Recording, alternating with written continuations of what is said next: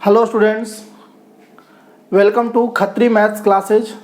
Students, आज की class में हम greatest integer function and fractional part function से रिलेटेड मिक्स टाइप के क्वेश्चन के बारे में डिस्कस करेंगे। पिछले क्लास में मतलब पिछले 2 या 3 क्लास में जो है हम लोगों ने greatest integer function and fractional part function के बारे में अच्छे से डिस्कस किया है।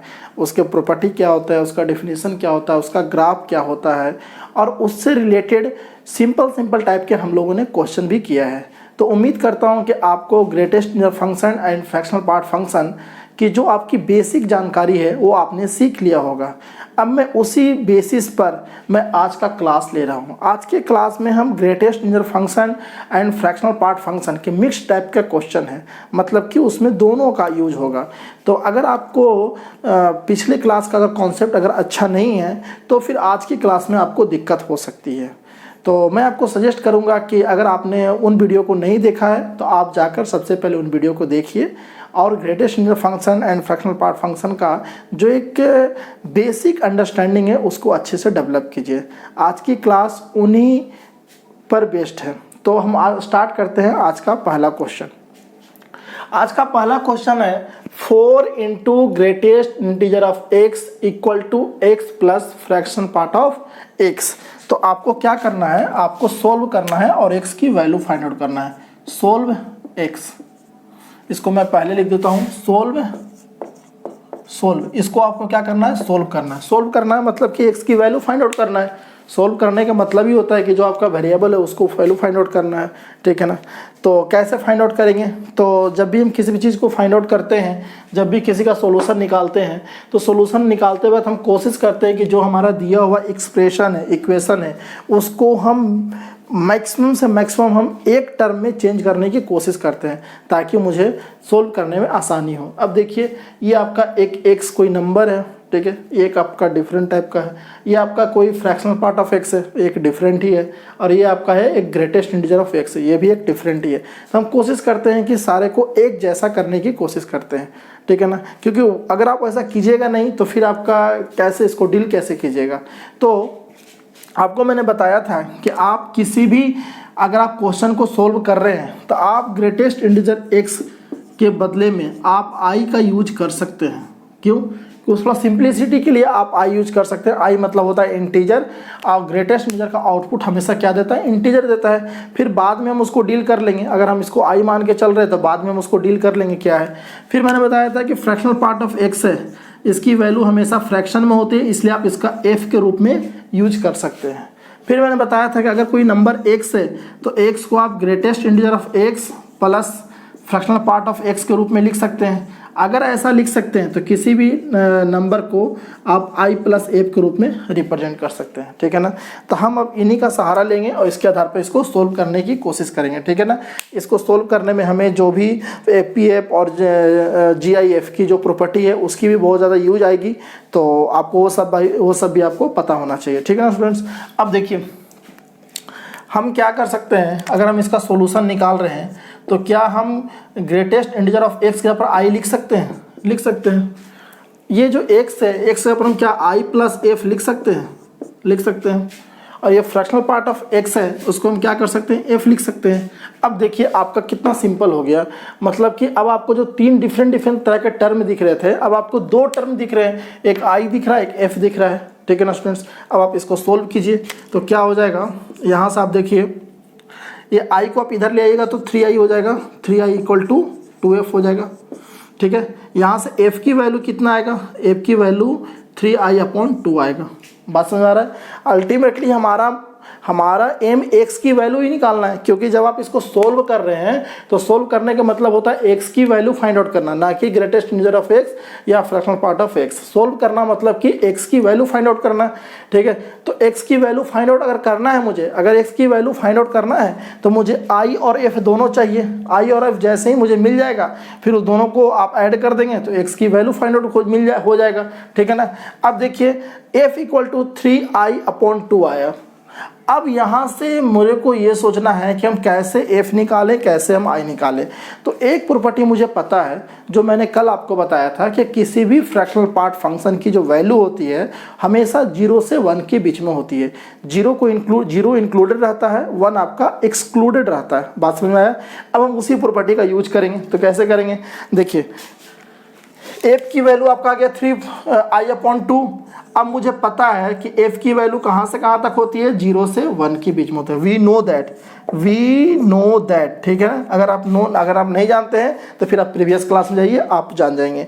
f की वैल्यू कहाँ से कहाँ तक आती है, 0 से 1 के बीच में। f मतलब greatest fractional part of x, fractional part of x के बदले में हम ऐसा लिख रहे हैं। बात समझ में आ रहा है, ताकि देखने में थोड़ा सा सिंपल लगे, ठीक है ना। अगर अदरवाइज अगर हम ये सब का यूज हर जगह करने लगे तो ये देखने में बहुत कॉम्प्लिकेटेड लगता है। इसलिए कॉम्प्लिकेटेड से बचने के लिए हम जब सोल्व करते हैं क्वेश्चन को तो ग्रेटेस्ट इंटीजर की जगह पर हम i और फ्रैक्शनल पार्ट फंक्शन की जगह पर हम f का यूज करते हैं। बात समझ में आया? अब देखिए f का वैल्यू कहाँ से कहाँ तक होना चाहिए, तो 0 से लेकर 1 के बीच में होना चाहिए, ठीक है। आपका f है क्या, आपने जो इसको सोल्व किया कर रखा है तो वहाँ से आपका f आया कितना है, 3i/2। तो यहाँ पर आपका क्या हो जाएगा, 3i/2 is greater then 0 and less than 1। अब यहाँ से i की वैल्यू आप आराम से निकाल सकते हैं। 2 है, 2 को हटाने के लिए 2 से मल्टीप्लाई कीजिए, 2 से मल्टीप्लाई करना पड़ेगा ना। 2 को अगर हटाना है तो 2 से मल्टीप्लाई कीजिए, तो 2 से मल्टीप्लाई कीजिए तो 0 less and equal to 3 less than 2, 2 से मल्टीप्लाई करना होगा, ठीक है ना। अच्छा, ये 3i होगा। अब मुझे 3 को हटाना है क्योंकि मुझे सिर्फ i की वैल्यू चाहिए। अगर मुझे 3 को हटाना है तो 3 से डिवाइड कर दीजिए। 3 से डिवाइड कीजिएगा तो क्या आंसर आएगा, 3 से आप डिवाइड कीजिएगा तो आपका आएगा 0, यही आएगा ना। अगर आप 3 से डिवाइड कीजिएगा तो क्या आएगा, 0/3, 0, 2/3। i की वैल्यू कहाँ से कहाँ तक हो जाएगी, i की वैल्यू 0 से लेकर 2/3 तक होगी। 2/3 मतलब क्या होता है, 2/3 मतलब होता है 2/3 मतलब क्या होता है, 2/3 मतलब होता है 0.6 के आसपास होता है, ऐसा ही होता है। अब आप ही बताइए कि i क्या रिप्रेजेंट कर रहा है, इंटीजर को।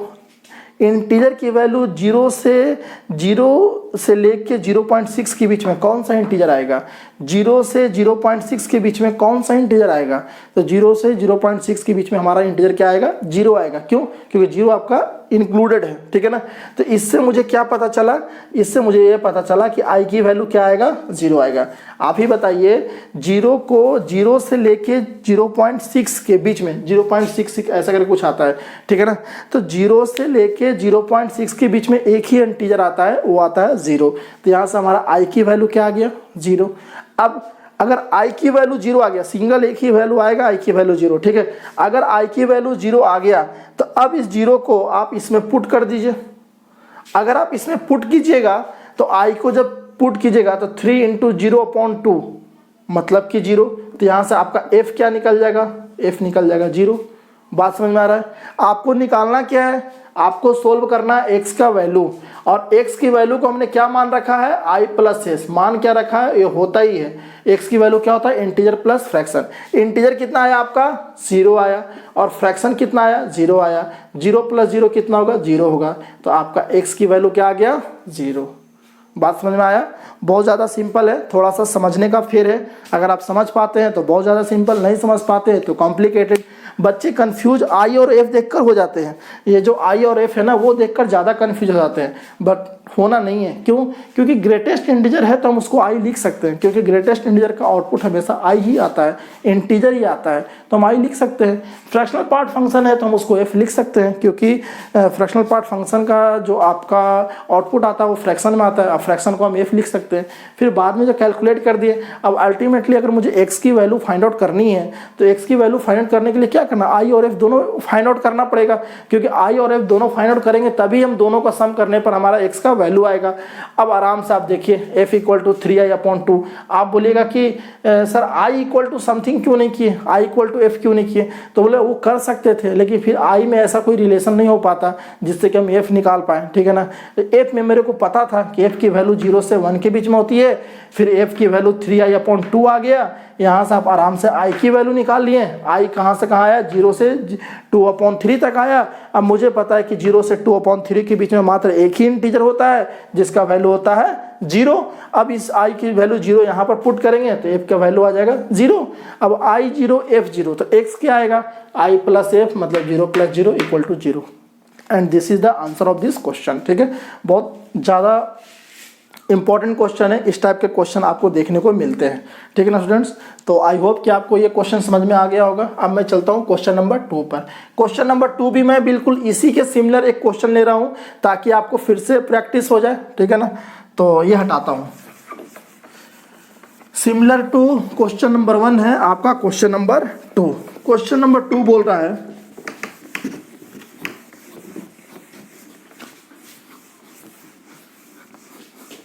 Question number 2, solve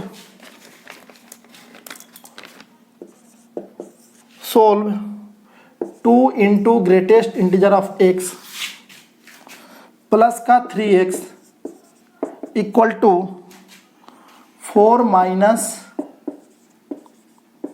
this.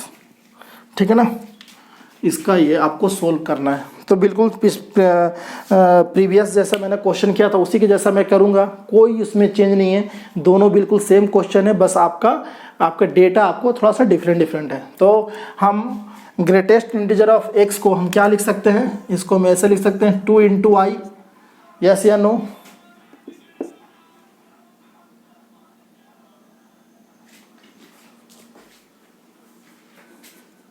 ठीक है, तो इसको हम ऐसा लिख सकते हैं। आप x को कैसा लिख सकते हैं, तो x को आप i प्लस एफ लिख सकते हैं, 4 minus 5 into F. Fractional part को हमने क्या लिख दिया, f लिख दिया। अब आप इसको सोल्व कर दीजिए, बहुत सिंपल है। 2i 3i कितना आएगा, 5i प्लस का 3f इक्वल टू 4 माइनस 5 है। ठीक है, ये f इधर आएगा तो कितना होगा, 8f होगा, ये हो जाएगा 4 माइनस 5i। फिर यहाँ से f की वैल्यू क्या आएगा, तो 4 माइनस 5i अपॉन 8 आएगा। बात समझ में आया। अब देखिए f की वैल्यू कहाँ से कहाँ तक होगा, तो f की वैल्यू 0 से 1 के बीच में होगा। ठीक है, ये मुझे पता है, वी नो दैट कि f की वैल्यू जो है आपका 0 से 1 के बीच में होता है, जो हम जानते हैं उसका यूज कर सकते हैं। तो f की वैल्यू कहाँ से कहाँ तक होगा, 0 से 1 के बीच में होगा। f की वैल्यू है कितना आपका, तो 4 माइनस 5i अपॉन का 8, ये होगा आपका 0 से 1 के बीच में। बात समझ में आ रहा है। अब देखिए अगर आपको 8 को हटाना होगा, अल्टीमेटली तो आपको i की वैल्यू फाइंड आउट करना है, तो जो ये बेकार की चीज़ें हैं धीरे धीरे सबको हटाइए। 8 को हटाना होगा तो 8 से मल्टीप्लाई कर दीजिए, तो आंसर आएगा 0 से बड़ा 4 माइनस 5i लेस देन 8। बात समझ में आ रहा है। अब आपको 4 को हटाना होगा, तो 4 को हटाने के लिए क्या कीजिएगा, 4 को हटाने के लिए आप क्या कीजिएगा, मैं यहाँ पर लिख रहा हूँ, 4 को हटाने के लिए क्या कीजिएगा, ये 4 को हटाने के लिए सब में 4 से सब्ट्रैक्शन कर दीजिए। सब्ट्रैक्शन कर देगा तो ये माइनस का 4 greater than equal to minus का 5i लेस देन 4। बात समझ में आ गया। अब आपको ये माइनस का साइन हटाना होगा, तो जब माइनस का साइन हटाइएगा तो माइनस से सब में मल्टीप्लाई कीजिएगा, और जब माइनस से मल्टीप्लाई कीजिएगा तो आपका इक्वलिटी का साइन क्या होगा, चेंज हो जाएगा, और ये हो जाएगा आपका 4 ग्रेटर देन या equal to 5i greater than minus का 4। बात समझ में आया। अब अगर आप इसको यहाँ से अगर आपको i चाहिए तो 5 को डिवाइड करना होगा, तो यहाँ से आपका हो जाएगा 4/5 greater than equal to i greater than minus 4/5। ठीक है ना, ये आ रहा है। शायद आपको ऊपर लिखना पड़ेगा मुझे। तो यहाँ से क्या आ गया, यहाँ से अल्टीमेटली हमारा आ गया -4/5 से बड़ा है i and less and equal to 4/5। बात समझ में आ गया, ये होगा ना। अब देखिए माइनस का 4/5 मतलब कितना होगा, माइनस का 4/5 मतलब माइनस का 0.8 इज। अब आप ही बताइए कि माइनस का 0.8 से प्लस का 0.8 के बीच में सिर्फ एक ही इंटीजर आता है जिसका वैल्यू क्या होता है, 0। यस या नो। मुझे एक ऐसा इंटीजर चाहिए जो आपका माइनस का 0.8 से 0.8 के बीच में आता है। तो माइनस का 0.8 से 0.8 के बीच में एक ही इंटीजर आता है जिसकी वैल्यू होती है 0। तो मुझे आई की वैल्यू फाइंड आउट हो गया, पता चल गया। अब मुझे चाहिए एफ की वैल्यू। एफ की वैल्यू करने के लिए मैं क्या करूंगा, इस आई की वैल्यू को यहाँ पर पुट करूंगा। तो जब आई की वैल्यू को पुट करूंगा तो एफ का वैल्यू क्या आएगा, 4 माइनस ये 0 आ जाएगा अपॉन 8, 1/2 आ जाएगा। अब अल्टीमेटली सोल्व करके निकालना क्या है मुझे, तो x की वैल्यू निकालना है। और x की वैल्यू क्या होता है, i प्लस एफ। आई आपका कितना आया 0 और f कितना आया 1/2। 0 प्लस 1/2 मतलब कि 1/2 and this is the answer. बहुत ज़्यादा इंटरेस्टिंग क्वेश्चन है, ठीक है। इंटरेस्टिंग इसलिए भी हो जाता है कि मोर देन 90% को तो ये चीज़ समझ में नहीं आता कि हो क्या रहा है। लेकिन अगर किसी ने मेरे वीडियो लेक्चर को अगर ग्रेटेस्ट का पार्ट 1 पार्ट 2 फ्रैक्शनल पार्ट अगर वो सिस्टमेटिक देख रहे हैं तो आपको यहाँ तक समझने में कोई दिक्कत नहीं होनी चाहिए, क्योंकि मैं हर चीज़ को काफ़ी एक्सप्लेन कर करके चल रहा हूँ, ठीक है ना। बेशक इसके लिए मुझे थोड़ा टाइम लग रहा है, लेकिन मेरी कोशिश है कि आपको समझाना, अच्छे से समझाना मेरी कोशिश है, प्रायोरिटी है, ठीक है। सिलेबस तो आपका चलता रहेगा, ठीक है, उसमें कोई प्रॉब्लम नहीं है, लेकिन मेन थिंग है कि आपको वो चीज़ें समझ में आनी चाहिए और वो चीज़ें बननी चाहिए। अब इस टाइप के क्वेश्चन देखते ही स्टूडेंट्स को मतलब कि परेशानी होने लगती है। तो अगर आपको पता है तो बहुत ही ईजी है, कैसे मैं कर रहा हूँ, क्यों कर रहा हूँ, सर सब चीज़ का मैं रीज़न बता रहा हूँ। तो इस चीज़ को आप ध्यान से देखेंगे तो आपको समझ में आएगा, ठीक ना स्टूडेंट्स। तो ये रहा आपका क्वेश्चन नंबर 2। अब मैं आता हूँ क्वेश्चन नंबर 3 पर। क्वेश्चन नंबर 3 जो है आपका, क्वेश्चन नंबर जो 3 है उसका लेवल थोड़ा इससे ज़्यादा है, थोड़ा इससे अच्छा क्वेश्चन है, लेकिन कॉन्सेप्ट जो है आपका बेसिक कॉन्सेप्ट वही है, ठीक है। अगर आपको सब कुछ पता है पिछले क्लास का तो फिर कोई प्रॉब्लम नहीं है। Question number 3,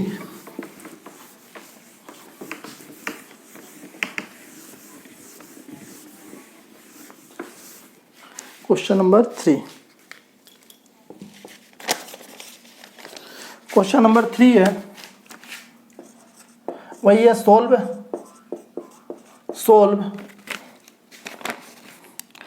2x plus 3 into greatest integer of x minus का फ्रैक्शनल पार्ट ऑफ x, यहाँ पर 4 मल्टीप्लाई कीजिए इक्वल टू 4, ठीक है। इसको सोल्व करना है, ठीक है ना। 2x 3x 3 ये आपका सोल्व करना है, ठीक है ना स्टूडेंट्स। आप देखिए ये बिल्कुल प्रीवियस जैसा ही क्वेश्चन है, बिल्कुल प्रीवियस जैसा सिमिलर है, लेकिन एक थोड़ा सा कन्फ्यूजन है कि आपका x नहीं है माइनस का x है, x नहीं है कैसा है माइनस का x है, ठीक है ना। तो हम i प्लस एफ पुट करेंगे, ऐसी बात नहीं कि हम i प्लस एफ पुट नहीं करेंगे। x equal to I plus F, greatest integer of x equal to I, मैं पुट करूंगा। लेकिन सबसे पहला मेरा मोटो है कि ये जो माइनस एक्स है ना, माइनस एक्स में माइनस को हटाइए, माइनस को हटा दीजिएगा तो फिर हम फ्रैक्शनल पार्ट ऑफ x को हम f मान सकते हैं, फिर मुझे कोई दिक्कत नहीं है, ठीक है। तो हमारा सबसे मेन काम क्या है कि माइनस को हटाइए, ठीक है। तो मैंने आप एक प्रॉपर्टी बताया था माइनस को कैसे हटा सकते हैं, तो आप डायरेक्ट माइनस को नहीं हटा सकते। मैंने कल भी बोला था कि आप डायरेक्ट माइनस को नहीं हटा सकते हैं। एक प्रॉपर्टी मैंने आपको बताया था कि fractional part of x plus fractional part of minus का x, ये आपका 0 होता है कब, जब आपका x इंटीजर हो, और ये होता है आपका 1 कब, जब आपका x इंटीजर ना हो। इसका मतलब है कि अगर हम इसको माइनस को निकालना है, अगर मुझे माइनस को निकालना है तो मुझे 2 केसेस मान के चलने पड़ेंगे, एक बार एक एक्स इंटीजर हो और दूसरी बार की एक्स इंटीजर नहीं हो, तभी, क्योंकि माइनस एक्स को निकालना है तो 2 तरीके से निकलेगा। अगर दिस प्लस दिस अगर आपका इंटीजर हो तो 0 आ जाएगा, इंटीजर नहीं है तो आपका 1 आ जाएगा। तो 2 तरीके से फिर इसको निकालना पड़ेगा, तो हम यहाँ पर करते हैं, कोई दिक्कत नहीं है, ठीक है। ये 2 तरीका कैसे निकालना पड़ेगा तो मुझे इसका आइडिया यहाँ से समझ में आया। क्यों? क्योंकि fractional part of x plus fractional part of minus x क्या होता है, 0 होता है जब आपका एक्स इंटीजर हो, 1 होता है जब आपका एक्स इंटीजर ना हो। बात समझ में आया? तो मुझे यहाँ से 2 केस मान के चलना पड़ेगा। पहला केस माने केस फर्स्ट, ध्यान से समझिएगा, जब आपका x कैसा हो, इंटीजर हो। अब ध्यान से समझिएगा, अगर आपका x इंटीजर होगा तो आप fractional part of x plus fractional part of minus का x इक्वल टू 0 लिखेंगे, यस या नो। अगर आपका x इंटीजर है तो आप इसको इक्वल टू 0 लिखेंगे। तो यहाँ से fractional part of minus x की वैल्यू क्या आएगा, minus fractional part of x. बात समझ में आया? अगर आपका एक्स इंटीजर है तो आपका fractional part of minus x क्या आएगा, माइनस का फ्रैक्शनल पार्ट ऑफ एक्स। ये वाला इधर जाएगा ना तो माइनस का आएगा। तो हमारा केस फर्स्ट में हमारा ये एक्सप्रेशन कैसा बन जाएगा, ये हो जाएगा आपका 2x plus 3 into greatest integer of x, बात समझ, माइनस का 4, ठीक है। और ये fractional part of minus x equal to क्या होगा, माइनस का फ्रैक्शनल पार्ट ऑफ एक्स। इसको ले दो माइनस का फ्रैक्शनल पार्ट ऑफ एक्स। बात समझ में आ रहा है? बात समझ में आ रहा होगा आपको, ठीक है ना। कैसे कर रहा हूँ, क्यों कर रहा हूँ, सब समझ में आना चाहिए आपको, ठीक है ना। अगर नहीं समझ में आ रहा तो थोड़ा सा दिमाग पर भी जोर देने की कोशिश कीजिए, समझ में आएगा, ठीक है ना। एक ही बार में आपको 100% समझ में आ जाए ये थोड़ा मुश्किल होता है, क्योंकि साइंस और मैथ एक ऐसा सब्जेक्ट है जिसमें 100% अगर किसी को समझ में आ रहा है तो भी दिक्कत ही है। दिक्कत इसलिए है, इसका मतलब कि आपके पास डाउट नहीं है, मतलब कि आपको समझ में आ रहा है लेकिन वो मतलब कि स्यूडो सेटिस्फैक्शन है, मतलब एक्चुअल में आपको कहीं ना कहीं कुछ प्रॉब्लम भी हो रही है, ठीक है ना। तो ये हो गया आपका बात। अब देखिए यहाँ से आप क्या हो गया, ये आपका 2x हो गया plus 3 into greatest integer of x हो गया, ये माइनस माइनस प्लस का 4 into fractional part of x equal to 0। अब मुझे i और f मानने में मजा आएगा, क्योंकि मुझे अब कोई प्रॉब्लम नहीं दिख रहा। मैं यहाँ पर डायरेक्ट माइनस के f नहीं मान सकता था। बात समझ में आ रहा है ना। अब देखिए, अब मैं सोल्व कर रहा हूँ तो सोल्व कैसे करूँगा, ये हो गया 2i प्लस एफ। हम x को कैसे लिख सकता हूँ, 2i plus f plus 3 into i plus 4 into f equal to 0। कोई प्रॉब्लम? No problem.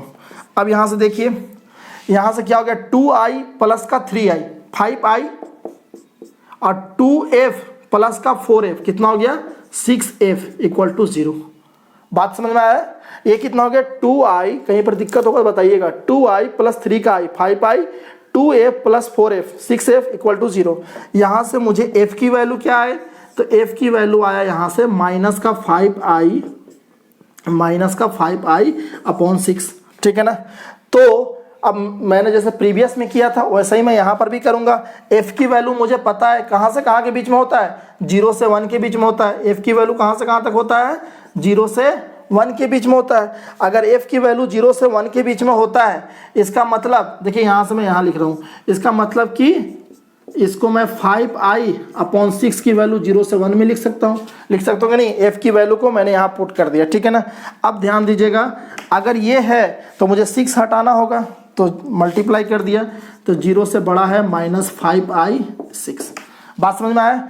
अब मुझे माइनस हटाना है तो इनइक्वालिटी साइन आपका चेंज हो जाएगा, माइनस लग के आप 5 से फिर डिवाइड कर दीजिए, तो ये आपका हो जाएगा, माइनस को अगर हटाना है तो, और ये 5 से, तो ये 0 ग्रेटर एंड इक्वल टू, ये साइन माइनस हटा रहे हैं तो यहाँ इक्वलिटी चेंज होगा, और ये हो जाएगा i और ये हो जाएगा ग्रेटर देन -6/5। बात समझ में आया? अगर ये हो जाएगा माइनस का 6, तो यहाँ से आपका क्या हो गया, यहाँ से आपका हो गया कि -6/5 से बड़ा होगा i और लेस एंड इक्वल टू 0 होगा। बात समझ में आया? यहाँ से क्या हो जाएगा,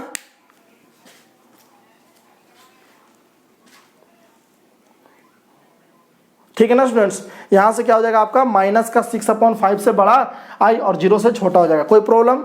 यहाँ से प्रॉब्लम नहीं होना चाहिए, ठीक है। अब माइनस का 6/5 कितना होता है, माइनस का 6/5 मतलब कि माइनस का 0.3, माइनस का 0.3 से 0 के बीच में एक ही इंटीजर आता है, वो आपका क्या आता है, अब मैं थोड़ा ऊपर लिख रहा हूँ, ठीक है ना। वो आपका क्या आता है,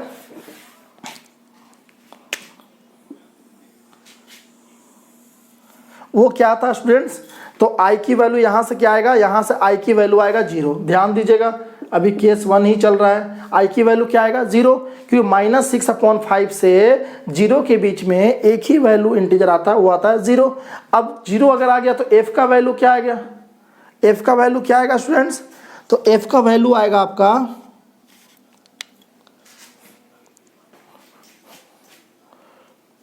और स्टूडेंट्स मैंने एक चीज़ आपको थोड़ा सा गलत कर दिया, आपका ये है आपका दिस इक्वल टू 4, हम कहीं पर 4 लेके नहीं चल रहे हैं। एक चीज़ मुझसे थोड़ी सी गलती हो गई, वो थोड़ा सा आप सुधार लीजिए, ठीक है ना।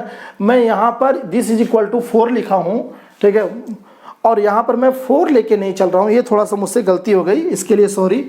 आप यहाँ पर इसको 4 डालिए, ठीक है ना, क्योंकि थोड़ा सा आपका जो एक्सप्रेशन है थोड़ा अटपटा जैसा आ रहा था, तो मुझे लगा कि कहीं ना कहीं आपको कुछ प्रॉब्लम है, ठीक है ना। इसकी वैल्यू जब 4 आएगी तो अब तो बाकी सब सही है। तो ये हो गया 5i + 6f = 0। तो यहाँ से आपका f की वैल्यू क्या आएगा, तो f का वैल्यू आएगा आपका, f का वैल्यू यहाँ से आ जाएगा, ये आपका हो गया 4। तो यहाँ से आपका f का वैल्यू आ गया 4 - 5i/6, ठीक है ना।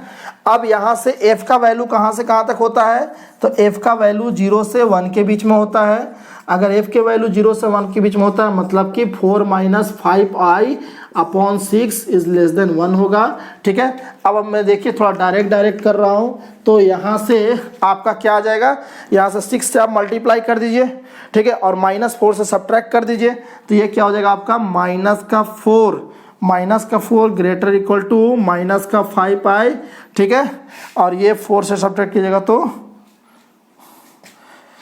पहले तो 6 से मल्टीप्लाई कीजिएगा तो क्या आएगा, ये आपका 0 आएगा, ये आपका 6 आएगा, ठीक है ना।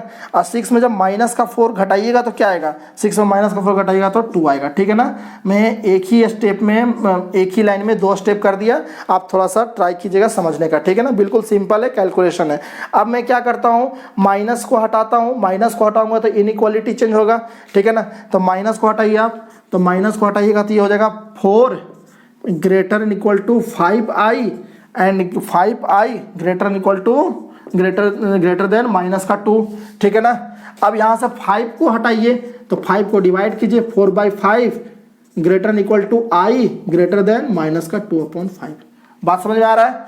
अब देखिए इसका मतलब यहाँ से i की वैल्यू क्या आया, i की वैल्यू यहाँ से आया आपका greater than -2/5 and less and equal to 4/5, यही आया ना, यस या नो, ये आया। अब देखिए बात समझ में आ रहा है ना स्टूडेंट्स। यहाँ पर मैं बिल्कुल सिंपल तरीके से लेके चल रहा हूँ, आप थोड़ा समझने की कोशिश कीजिए। क्वेश्चन काफ़ी अच्छा क्वेश्चन है, तो थोड़ा सा लंबा तो जाएगा, आप थोड़ा समझने की कोशिश कीजिएगा तो आपको समझ में आएगा। यहाँ पर मैं जो कुछ भी कर रहा हूँ वो बहुत सिंपल तरीके से इनइक्वालिटी का क्वेश्चन कर रहा हूँ, आप खुद भी कर सकते हैं, ठीक है ना स्टूडेंट्स।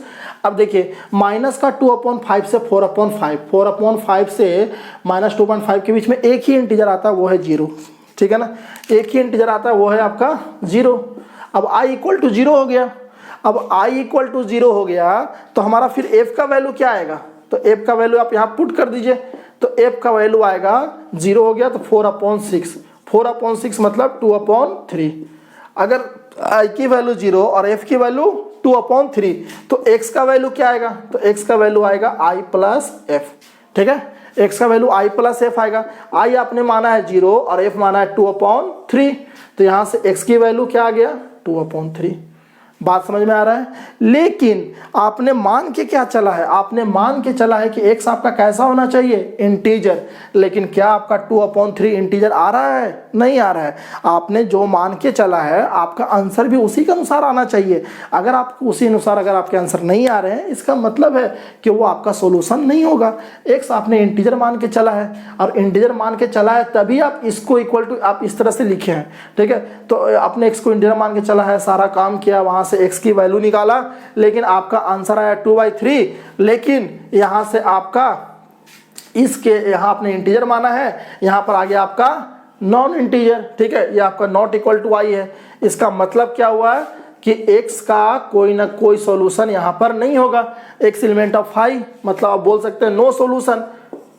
क्यों भाई, क्योंकि आपने x को माना था इंटीजर, लेकिन x को इंटीजर मान के जब आप आंसर लाए x की वैल्यू तो आ गया वो नॉन इंटीजर, मतलब कि दोनों में कुछ कॉमन नहीं है, तो इसलिए हमारा यहाँ से आंसर आपका कुछ भी नहीं आएगा।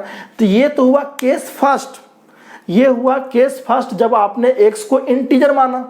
बात समझ में आया, आपने x को आपने क्या माना, इंटीजर माना, तो आपका आंसर क्या है, नॉट इक्वल टू i। बात समझ में आया, मतलब not equal to no solution आया, ठीक है। अब इसी तरीके से मानूंगा केस 2, उसी तरीके से हम केस 2 मानेंगे कि x अगर आपका नॉन इंटीजर हो तो x not equal to i हो तो, क्योंकि मैंने आपको बताया कि दिस दिस इक्वल टू 0 भी होता है और ये आपका 1 भी होता है। कब? जब इंटीजर हो जाए और अब इंटीजर ना हो जाए। तो आपने इंटीजर वाला कंडीशन से तो सारा कुछ सॉल्व करके आपको पता चल गया कि ऐसा कोई x का वैल्यू नहीं आएगा जो आपको सेटिस्फाई कर दे, लेकिन आपको नॉन इंटीजर वाला भी केस मानना पड़ेगा, ठीक है ना। तो अब मैं दूसरा केस नॉन इंटीजर वाला लेके चल रहा हूँ। थोड़ी स्पेस की कमी है इसलिए मुझे एक ब्लैक बोर्ड में दोनों केस नहीं इंक्लूड हो पा रहा है, तो आप थोड़ा सा इसको समझ लीजिए, आप कॉपी पर इसको नोट कर लीजिए। अब मैं लिख रहा हूँ केस 2, ठीक है, इसी का पार्ट है केस 2। केस 2 क्या हो जाएगा?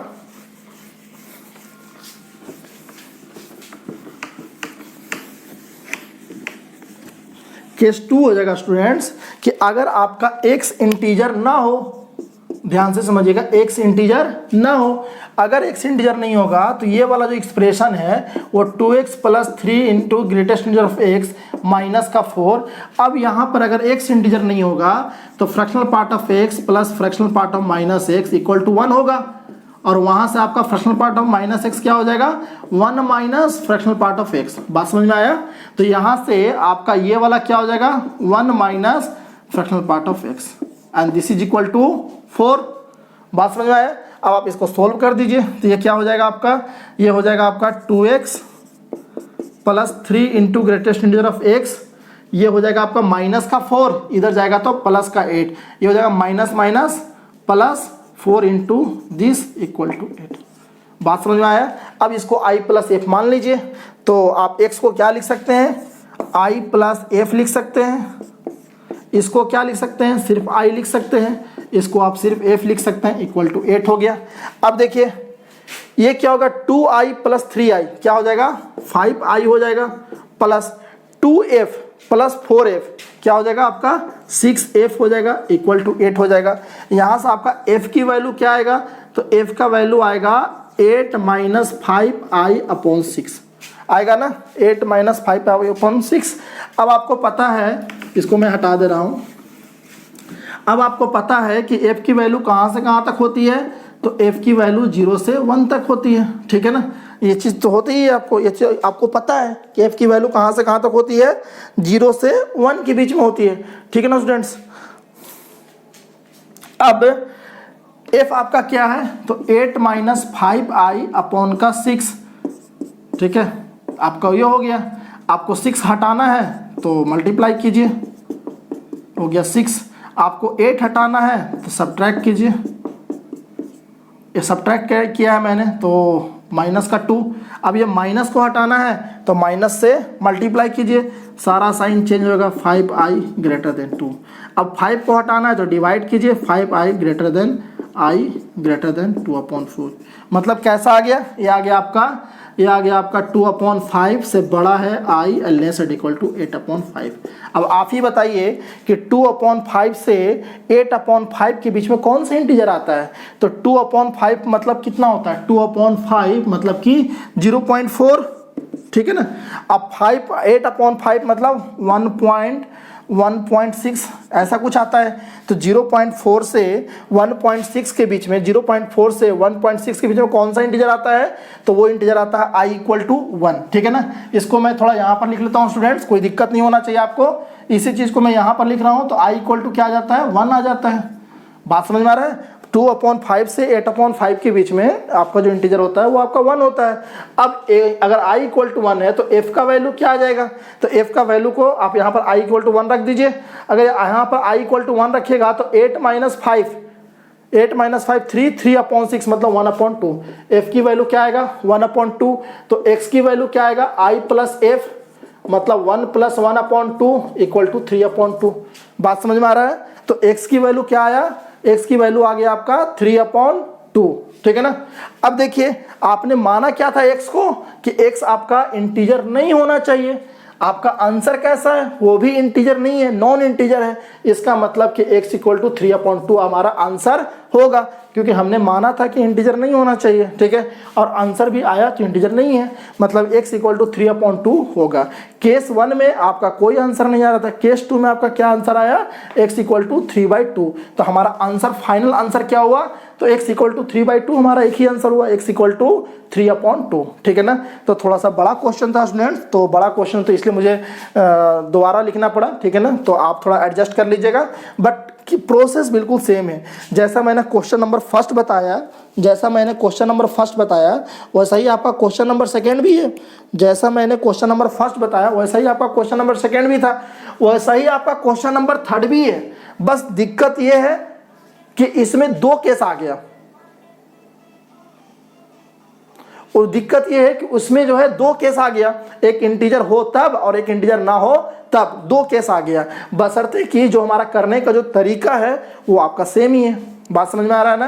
तो धीरे धीरे मैं जैसे जैसे क्वेश्चन का लेवल को इंक्रीज करूंगा तो आपको भी थोड़ा अपनी सोच का दायरा बढ़ाना होगा, कि क्योंकि हर चीज़ में बस एक ही जगह में हम लोग बैठे रहें तो वो भी ज़्यादा अच्छा नहीं है। एक ही टाइप का सिंपल क्वेश्चन करने से भी ज़्यादा अच्छी बात नहीं है। अगर आपको कॉन्सेप्ट को अच्छे से समझना है, अगर उसको ज़बरदस्त तरीके से अप्लाई करने का तरीका सीखना है, तो आपको डिफरेंट टाइप के क्वेश्चन बनाने होंगे, ठीक है ना स्टूडेंट्स। तो ये रहा आपका क्वेश्चन नंबर थर्ड। अब मैं आता हूँ क्वेश्चन नंबर फोर्थ पर।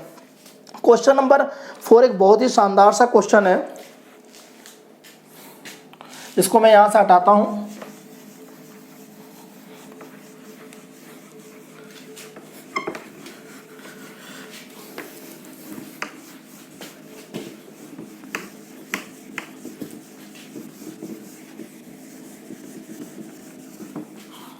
क्वेश्चन नंबर 4 है,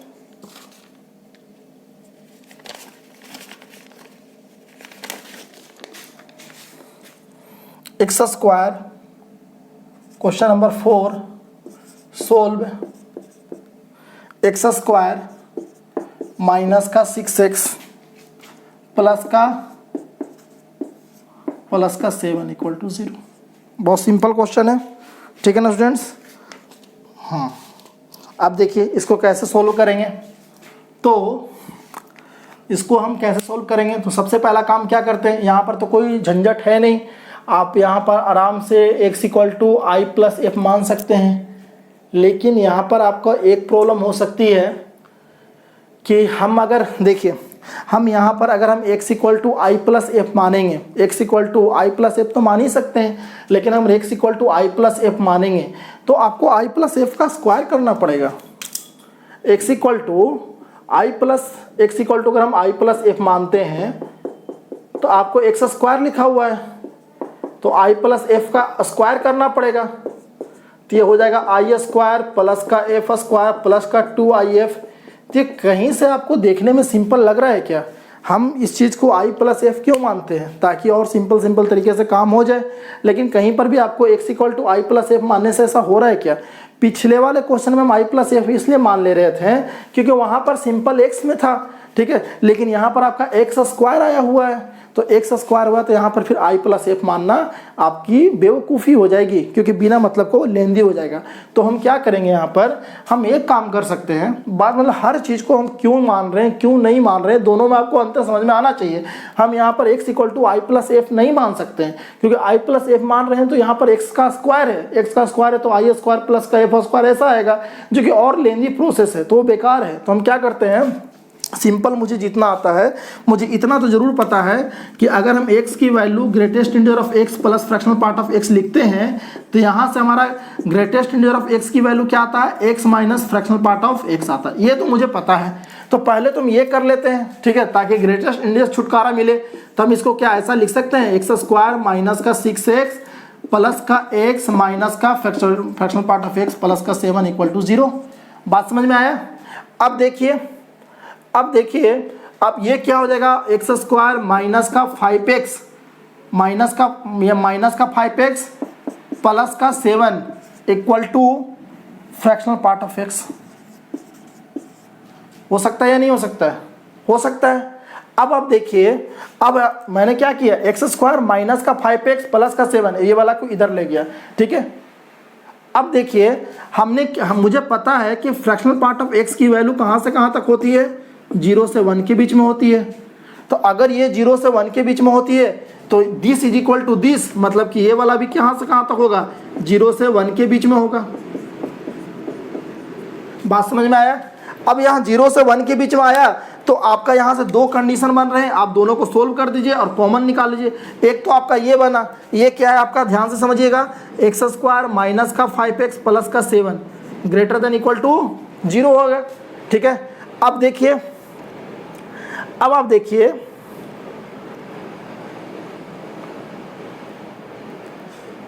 अब देखिए मैंने एक चीज़ आपको बताया था कि अगर आपका क्वाड्रेटिक इक्वेशन दिया हुआ है, आप पहले इसका डी निकालिए। ठीक है ना, हम यहाँ पर वेविकर मेथड से भी काम कर सकते हैं, लेकिन इससे भी सिंपल एक तरीका है, आप यहाँ से डी निकालिए।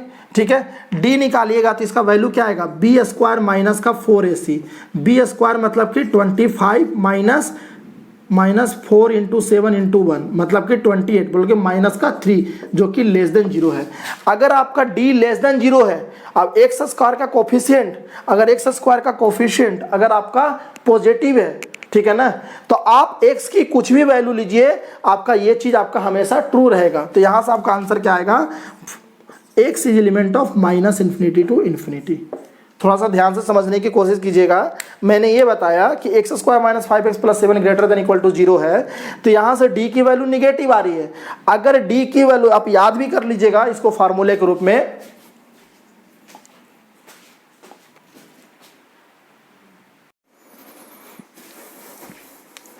ठीक है स्टूडेंट्स, तो यहाँ पर आपका एक्स स्क्वायर माइनस का 5x प्लस का 7 ग्रेटर देन 0 लेकर चलेंगे, ये वाला पोर्शन लेके चलेंगे। तो यहाँ से मैंने आपको पहले भी बताया था और ये मैं बोला था कि आप ध्यान रखिएगा, इस तरह का बहुत ज़्यादा आपके क्वेश्चन में यूज होंगे कि अगर आपका कोई भी quadratic equation X square plus का bx प्लस का c है, ठीक है, अगर ये ऑलवेज ग्रेटर देन 0 होगा, इसका मतलब है, अगर ये ऑलवेज ग्रेटर देन 0 है, इसका मतलब है कि आपका a पॉजिटिव है एंड d लेस देन 0 है। बात समझ में आ रहा है। या फिर अगर किसी भी क्वाड्रेटिक इक्वेशन का अगर a ग्रेटर देन 0 है एंड d लेस देन 0 है, तो इसका मतलब है कि आपका ये वाला हमेशा क्या होगा, X square plus B X plus C greater than या इक्वल टू 0 होगा। दूसरा मैंने बोला था कि अगर आपका कोई quadratic equation X square plus B X plus C less than या इक्वल टू 0 है, ठीक है, कब, ये आपका,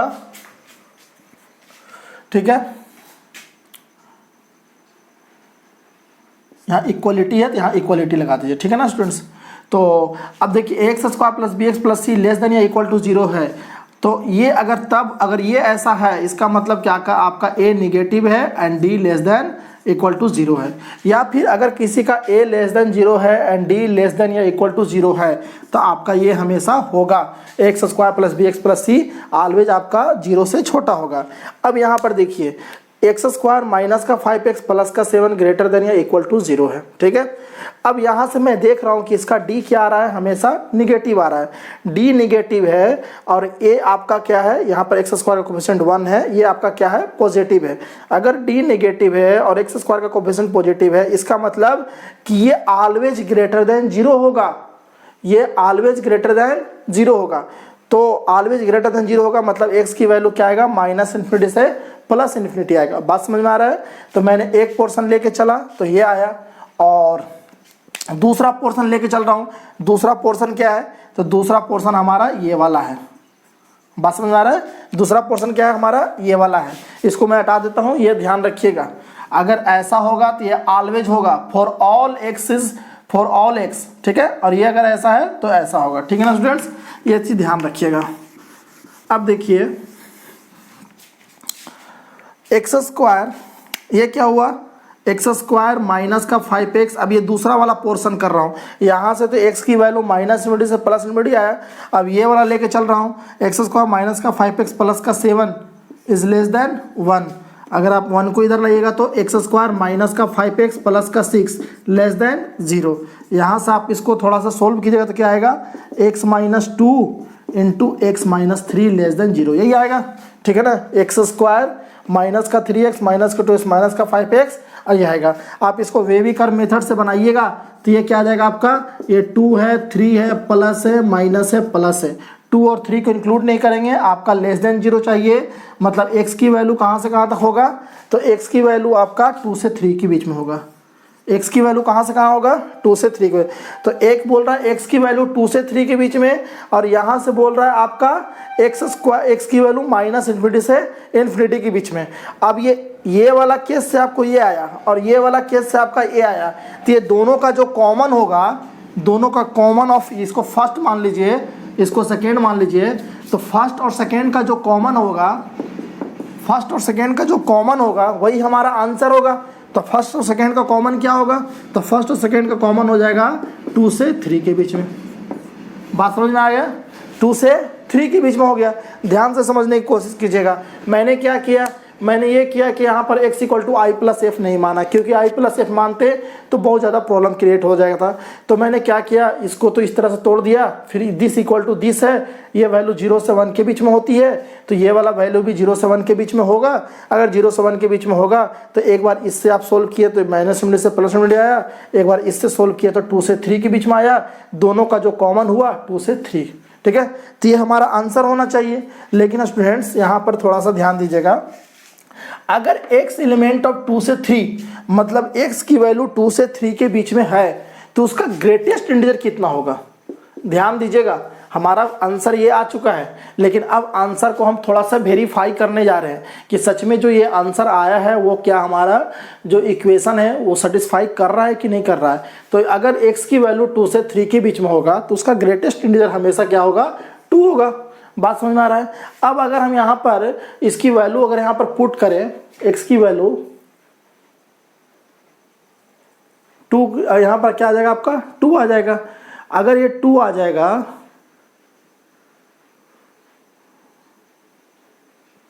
तो क्या हो जाएगा, x² माइनस,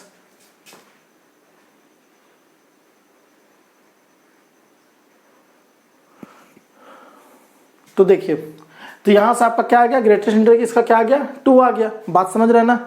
अगर इसका ग्रेटेस्ट इंटीजर 2 आया है तो अगर हम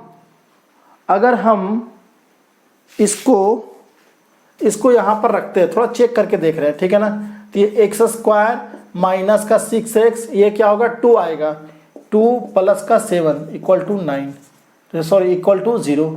तो यहाँ से क्या आ जाएगा आपका x² माइनस का 6x प्लस का 9 = 0, ठीक है। बात समझ में आ रहा है। यहाँ से क्या आ जाएगा आपका 0 आ जाएगा, ये x² माइनस का 6x प्लस का 9 = 0। तो ये आपका आ जाएगा x - 3 का होल स्क्वायर = 0। यस या नो, देख लीजिए यहाँ से आपका x की वैल्यू क्या आ गया, 3। बात समझ में आ रहा है, थोड़ा ध्यान से समझिएगा। अगर x की वैल्यू 2 से 3 के बीच में आया, अगर x की वैल्यू 2 से 3 के बीच में आया तो उसका ग्रेटेस्ट इंटीजर क्या होगा, 2 होगा, ठीक है ना। अब जब आपको उसका ग्रेटेस्ट इंटीजर आपका 2 होगा, तो अगर हम इस चीज़ को यहाँ पर पुट करें, अगर हम इस चीज़ को यहाँ पर हम पुट करें तो ये क्या हो जाएगा, ये तो 2 है, तो x² माइनस का 6x प्लस का 2 plus 7, x² minus 6x plus 9 = 0, यहाँ से x = 3 आ जाएगा। लेकिन x = 3 तो हमारा आंसर में है ही नहीं। हमारा आंसर में क्या है, x बिलोंग्स टू 2 to 3, 2 से 3 के बीच में है, 3 एग्जैक्ट हमारा लाइन नहीं कर रहा है। बात समझ रहे हैं, आ रहा है, 3 हमारा लाइन नहीं कर रहा है। तो अगर हम इसको आंसर लेके चले तो ये आंसर तो हमारा इस इक्वेशन को सेटिस्फाई ही नहीं कर रहा है। तो इस इक्वेशन को सेटिस्फाई नहीं कर रहा है, इसका मतलब कि ये हमारा आंसर नहीं आएगा। बात समझ आ रहा है। जो हमारा ये वाला आंसर आया, ये आंसर तो इस इक्वेशन में रखने पर सेटिस्फाई ही नहीं कर रहा है। This imply there is no solution, there is no solution. बात समझ में आया, ठीक है ना। यहाँ से हमारा x की वैल्यू 2 से 3 के बीच में आया, तो उसको जब यहाँ पर पुट किए तो वहाँ से x की वैल्यू 3 आ रहा है, मतलब कि हमारा आंसर जो कि x की वैल्यू 3 तो यहाँ है ही नहीं, 2 से 3 के बीच में लाई कर रहा है, इसका मतलब यहाँ से कोई सोल्यूशन नहीं आएगा।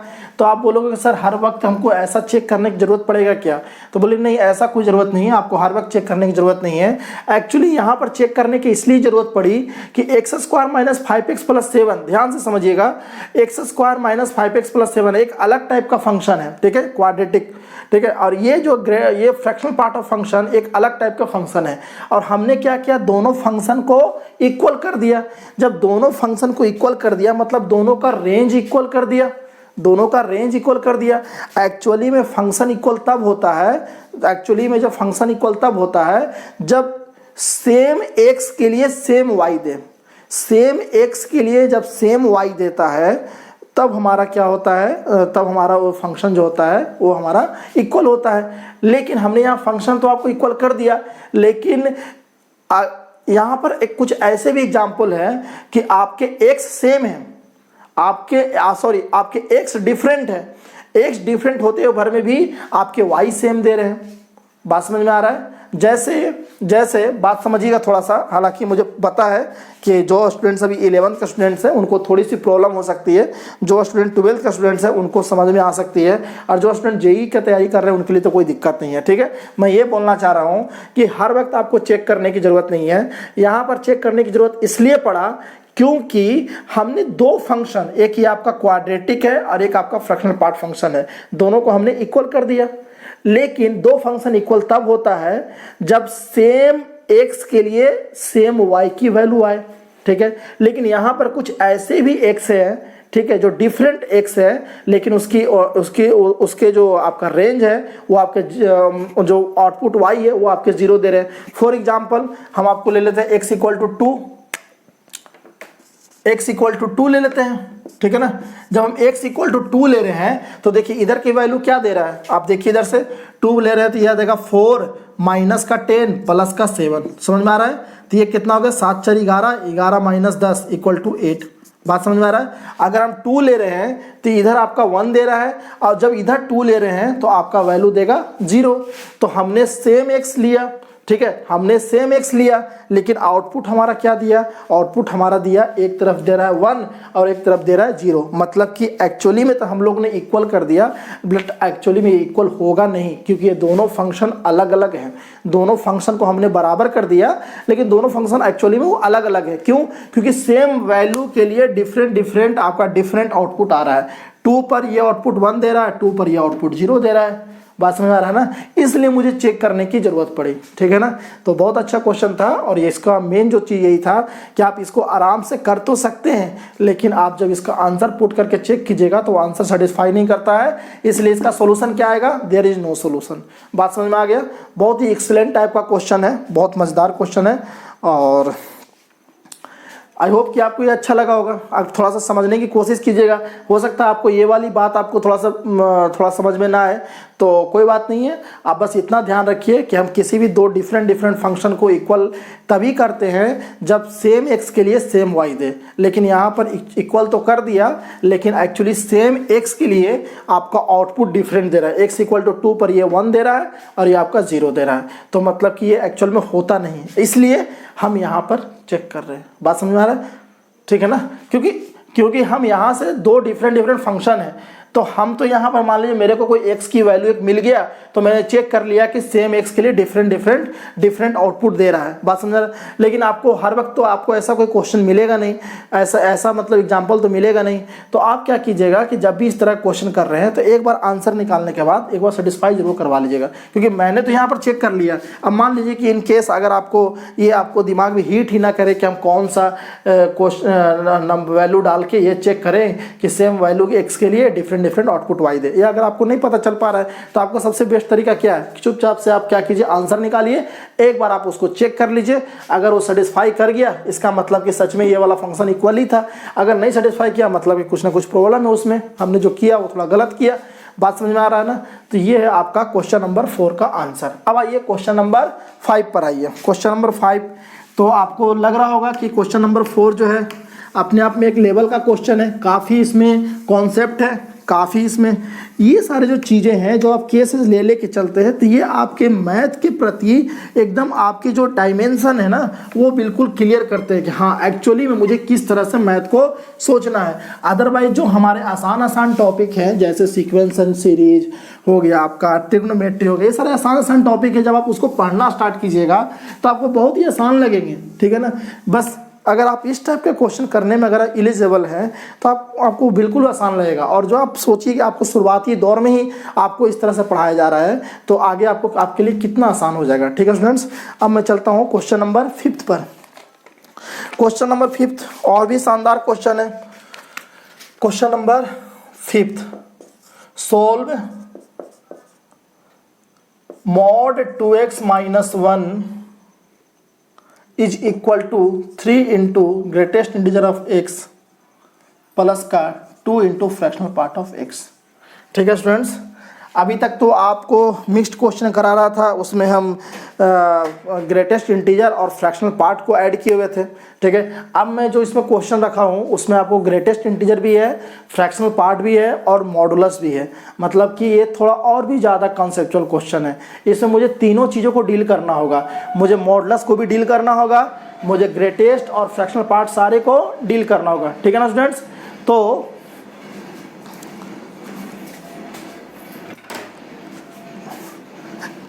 स्टार्ट करते हैं इसको, हम स्टेप बाय स्टेप करने की कोशिश करते हैं। तो सबसे पहले हम क्या करेंगे कि ये वाला वैल्यू पॉजिटिव कब होगा, ये वाला वैल्यू नेगेटिव कब होगा, ये तो चेक करना पड़ेगा। हमने जब मॉडुलस फंक्शन पढ़ा था तो देखते थे कि जितने भी मॉडुलस था उसमें हम सबसे पहले देखते थे कि पॉजिटिव कब होगा, नेगेटिव कब होगा। वो वाला आप केसेस देखिए, क्यों? क्योंकि आपका ये जो मॉडुलस है वो दो तरीके से ओपन होगा, या तो आपका प्लस साइन के साथ ओपन होगा या आपका माइनस साइन के साथ ओपन होगा।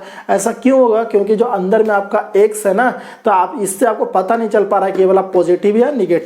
जब पता नहीं चल पा रहा तो फिर हम दोनों तरफ के केस लेके चलेंगे।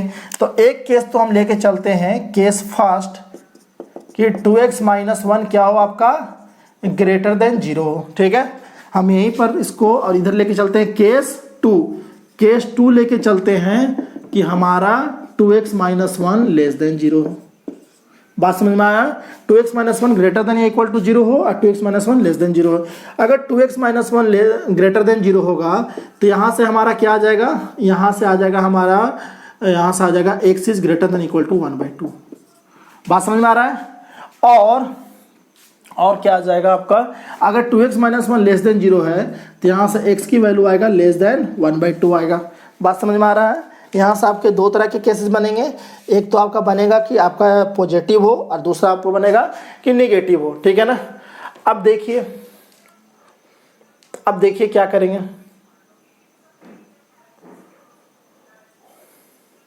अब देखिए, अगर ये पॉजिटिव होगा तो हम थोड़ा इसको सोल्व करते हैं। तो सोल्व करेंगे तो क्या होगा आपका, ये हो जाएगा आपका 2x माइनस का 1 हो जाएगा। ठीक है ना, अगर इसको हम सोल्व करेंगे तो इसको क्या हो जाएगा आपका 2x माइनस का 1 हो जाएगा। और अगर उसको जब निगेटिव वाला केस को हटाएंगे तो उससे क्या हो जाएगा आपका, वहाँ से निगेटिव वाला पोर्शन आएगा। ठीक है ना स्टूडेंट्स, तो आपको वहाँ पर करना क्या है, वहाँ पर आपको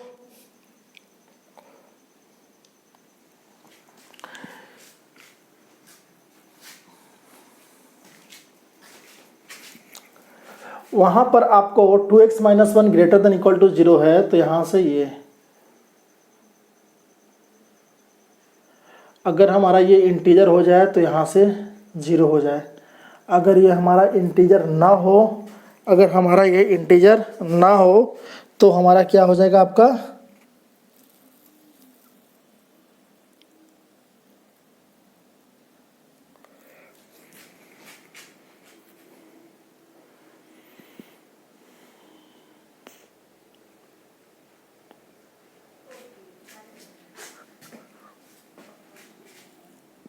ऐसा करते हैं इसको,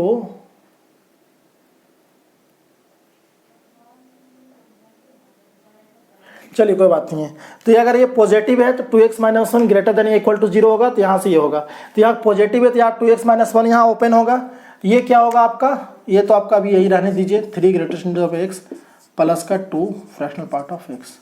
ठीक है ना स्टूडेंट्स, अब देखिए हम x को क्या मान सकते हैं, तो हम x को i प्लस एफ मान सकते हैं। तो हम मान लिया i प्लस एफ माइनस का 1, और यहाँ से क्या मान सकते हैं 3i प्लस 2f। बात समझ में आ रहा है? तो अगर हम यहाँ 2f से 2f कैंसिल कर दें, 2i 2f माइनस का 1 इक्वल टू 3i प्लस का 2f। तो यहाँ से 2f से 2f कैंसिल कर दें तो आपका फिर बचेगा क्या, ये 2i, इधर आएगा तो माइनस का 3i इक्वल टू -1। और अगर ये -1 हो जाएगा तो माइनस का i इक्वल टू माइनस का 1, तो i इक्वल टू क्या आ जाएगा आपका प्लस का 1 आ जाएगा।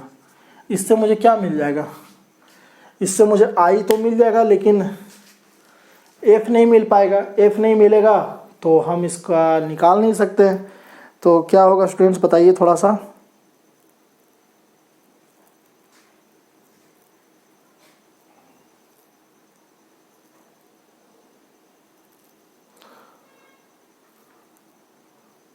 हम एक चीज़ कर सकते हैं, थोड़ा अच्छा क्वेश्चन है, थोड़ा सोचना पड़ेगा आपको। हम एक चीज़ कर सकते हैं कि अगर आपका हम केस लेके चल सकते हैं कि अगर मान लीजिए कि आपका ये एक इंटीजर हो, अगर इंटीजर ना हो, हम ऐसा मान के केस लेके चल सकते हैं, ठीक है ना। वो थोड़ा सा आपके लिए आसान रहेगा। एक स्टेप लेके चल रहा हूँ, ठीक है।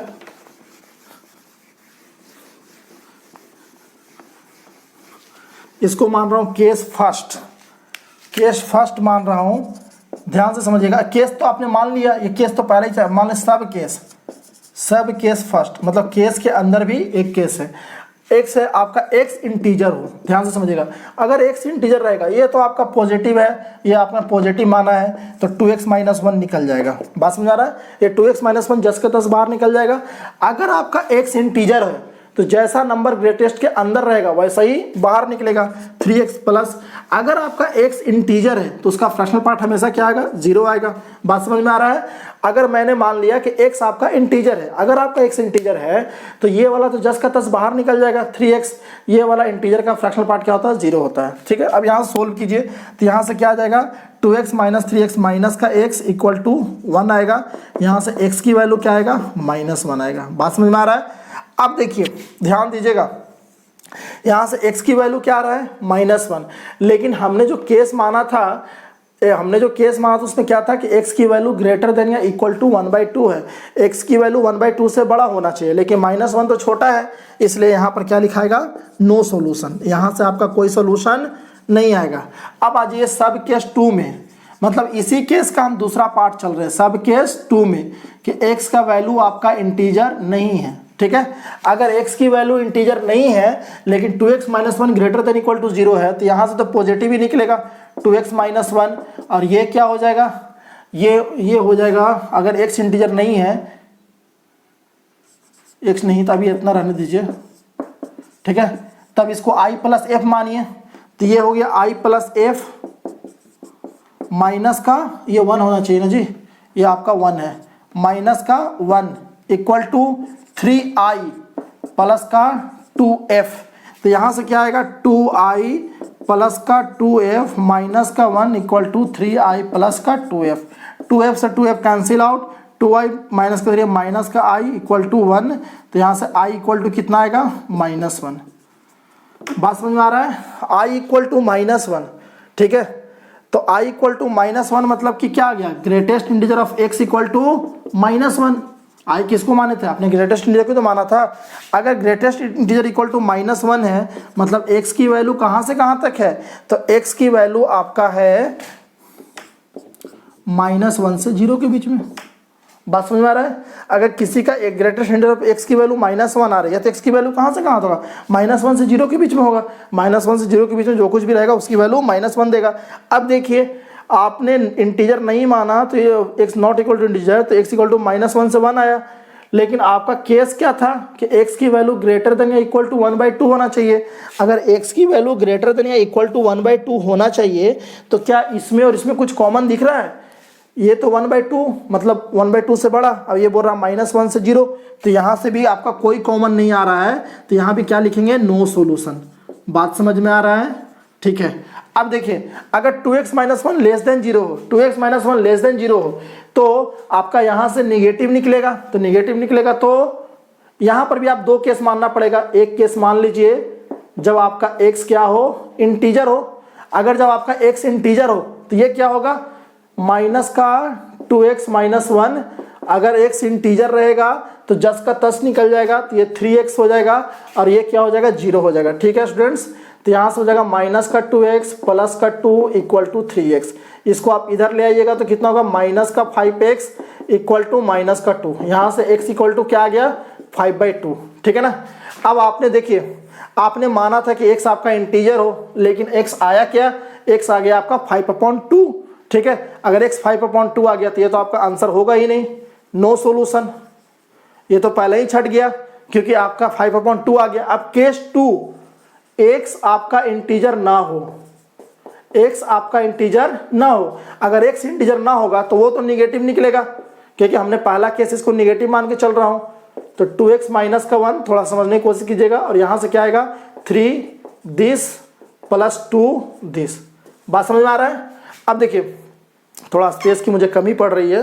अब यहाँ से आपका क्या हो जाएगा, ये हो जाएगा माइनस आई प्लस एफ मान लेते हैं, तो होगा माइनस का 2 आई प्लस एफ, और ये हो जाएगा प्लस का 2 इक्वल टू 3i प्लस का 2f। अब यहाँ से सोल्व कीजिए तो ये क्या हो जाएगा माइनस का 2i माइनस का 2f, माइनस का 2f, ये हो जाएगा आपका माइनस का 2f हो जाएगा। माइनस का 2f अगर उधर चलेगा तो प्लस का इधर आएगा, तो आपका क्या हो जाएगा, ये लिख लीजिए आप माइनस का 2i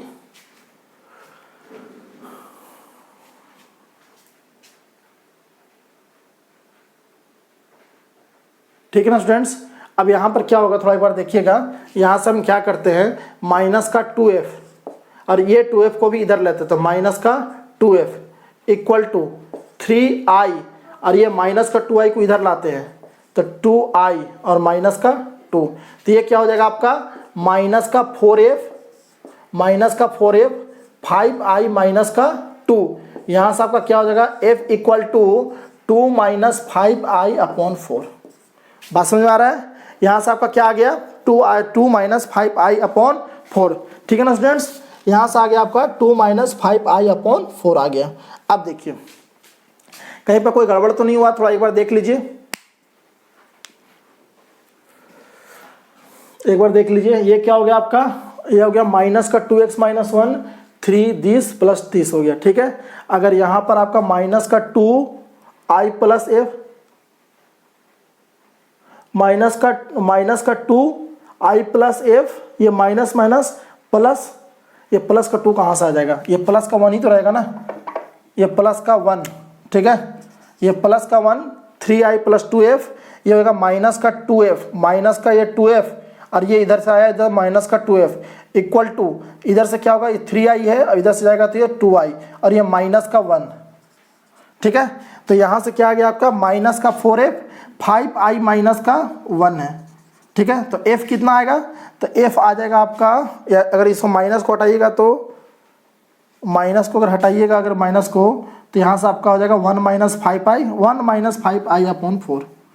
ठीक है, 1 माइनस 5i अपॉन 4। बात समझ में आ रहा है? अब देखिए ये तो आपका ये हो गया। अब f की वैल्यू कहाँ से कहाँ तक होती है, 0 से 1 के बीच में होता है, तो 1 माइनस 5i अपॉन 4 की वैल्यू कहाँ से कहाँ तक होगी, वो भी 0 से 1 के बीच में होगा।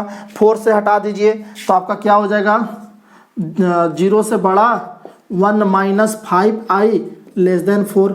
1 को हटाइएगा तो क्या होगा, ये हो जाएगा आपका माइनस का 1 माइनस का 5i और ये हो जाएगा लेस देन 3। माइनस को हटाइए तो आपका क्या हो जाएगा, माइनस को हटाइएगा तो आपका हो जाएगा 1 greater than equal to 5i और ये हो जाएगा ग्रेटर देन माइनस का 3। ठीक है, इसका मतलब क्या हो गया, इसका मतलब हो गया आपका कि अगर 5 को हटाइएगा तो 1/5 greater than equal to i greater than minus का 3/5। यहाँ से आपका क्या आ जाएगा, यहाँ से आ जाएगा माइनस का 3/5 greater than i less than 1/5। बात समझ में आ रहा है? ठीक है, तो यहाँ से आपका क्या आ गया माइनस 3/5 माइनस का 3/5 i की वैल्यू कहाँ से कहाँ तक आ गया, माइनस का 3/5 से लेकर 1/5 तक आ गया। ठीक है ना स्टूडेंट्स। अब देखिए माइनस का 3/5 से लेके 1/5 के बीच में i की वैल्यू क्या आएगी, i की वैल्यू यहाँ से आएगा 0। ठीक है, अगर i की वैल्यू 0 आया तो f का वैल्यू क्या आएगा, f की वैल्यू यहाँ पुट कीजिए, तो i की वैल्यू 0 तो f की वैल्यू 1/4। अगर i की वैल्यू 0 f की वैल्यू 1/4 तो x की वैल्यू क्या आएगा, तो x की वैल्यू आ जाएगा 0 प्लस 1/4 इक्वल टू 1/4। बात समझ में आ रहा है। अब देखिए 1/4 जो होता है वो लेस देन, पहली बात कि 1/4 आपका इंटीजर नहीं है, तो ये वाला केस तो आपका सही चल रहा है। दूसरी बात 1/2 से आपका लेस भी होता है, 1/2 से आपको लेस ही तो चाहिए था, तो लेस भी होता है, मतलब कि ये वाला भी कंडीशन सेटिस्फाई कर रहा है और ये वाला भी कंडीशन सेटिस्फाई कर रहा है। इसका मतलब कि x = 1/4 क्या होगा, आपका आंसर होगा। ठीक है स्टूडेंट्स, काफ़ी अच्छा क्वेश्चन था, इसमें काफ़ी ये दिमाग लगाना था।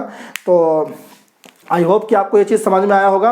आप थोड़ा फिर से समझने की कोशिश कीजिएगा, थोड़ा एक बार वीडियो को थोड़ा पॉज करके इसको समझने की कोशिश कीजिएगा, तो आपको और अच्छे से समझ में आएगा। ठीक है ना, क्योंकि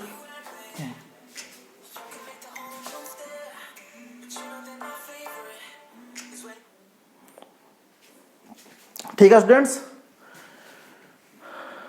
तो ये है आपका सॉल्यूशन। ठीक है, इसमें मेन जो आपको ध्यान देना था क्या, कि आपका मॉडुलस भी एक बार हटाना है। तो मॉडुलस हटाना है तो एक बार तो आप इसका केस मान के चलिए, ठीक है, कि एक बार पॉजिटिव होगा एक बार नेगेटिव हो गया, तो ये तो मॉडुलस का काम हो गया।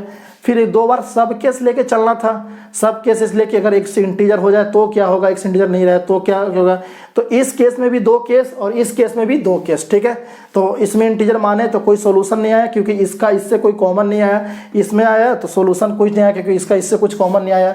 इसको माने तो यहाँ से इसमें कुछ कॉमन नहीं आया, इसलिए सॉल्यूशन नहीं हुआ। इसमें थोड़ा सा दिमाग लगाना पड़ा, तो आंसर आया हमारा क्या, आंसर आया x = 1/4, जो कि इंटीजर भी नहीं है और 1/2 से छोटा है। तो हमारा फाइनल आंसर क्या हुआ, x = 1/4। बात समझ में आया।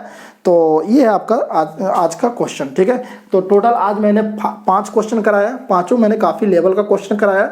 मैं चाहता तो आपको जो अभी तक मैंने आपको लेक्चर दिया है, मैं उतना पर ही मैं greatest integer of fractional part को एंड कर देता।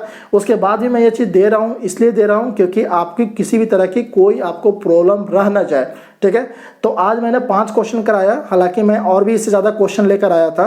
तो मैं कल की क्लास में मैं फिर से इसी टॉपिक पर इससे भी बेहतरीन टाइप का मैं क्वेश्चन कराऊंगा, इससे भी बेहतरीन टाइप का क्वेश्चन कराऊंगा। मतलब समझ लीजिए कि कितना ज़्यादा दिमाग लगाने की ज़रूरत है। ठीक है, दिमाग लगाने की ज़रूरत मतलब कि अगर आपको सिस्टमैटिक पता है तो फिर आपका सब कुछ आराम से हो जाएगा। ठीक है, आप देख लीजिए इसी क्वेश्चन में आपको कितना मतलब कि आपको माथापच्ची करना पड़ा। आपके 1 केस 2 केस, उस केस में भी 2-2 केस, फिर सबको देखना कॉमन आ रहा है नहीं आ रहा है। अभी तक हम बेसिक मैथमेटिक्स में जब भी अच्छे वाले क्वेश्चन कर रहे हैं तो उसमें केस मानना पड़ रहा है, उसका कॉमन देखना पड़ रहा है, कॉमन आ रहा है नहीं आ रहा है ये देखना। तो इसी को बोलते हैं एनालिटिकल मैथमेटिक्स, जिसमें आप चीज़ों को एनालाइज कर रहे हैं। ये आपका इस तरह का मैथ नहीं है कि putting the value getting the answer. ठीक है, और लोगों को putting the value getting the answer पढ़ने में बहुत मजा आता है और उनको लगता है कि मैथ मेरे को बहुत आता है, लेकिन एक्चुअली मैथ नहीं है। एक्चुअल में आपका मैथ ये है। अगर आप ये चीज़ को आसानी से समझ रहे हैं तो फिर जो आपका putting the value getting the answer है वो आप बहुत ही आसानी से समझ जाएंगे। इस बात की मैं आपको भरोसा दिलाता हूँ। ठीक है, अगर मैंने भी मैथ की पढ़ाई की है तो मुझे भी पता है कि कहाँ पर किन चीज़ का प्रॉब्लम होता है। ठीक है स्टूडेंट्स, तो आज के लिए हम इतना ही रहने देते हैं और कल फिर से मैं इसी टॉपिक को लेकर आगे बढ़ूंगा और मिक्स टाइप का क्वेश्चन कराऊंगा और कल की क्लास में हम इसको एंड कर देंगे। ठीक है, अगर आप इतना क्वेश्चन करते हैं तो फिर आपको किसी ना बुक की ज़रूरत है, ना कहीं और जाने की ज़रूरत है, नहीं कुछ करने की ज़रूरत है। ठीक है, बस आपको इतना ही सफिशिएंट है, मोर देन सफिशिएंट है। ठीक है स्टूडेंट्स, तो आज के लिए इतना ही रहने देते हैं। तब तक के लिए जय हिंद जय भारत।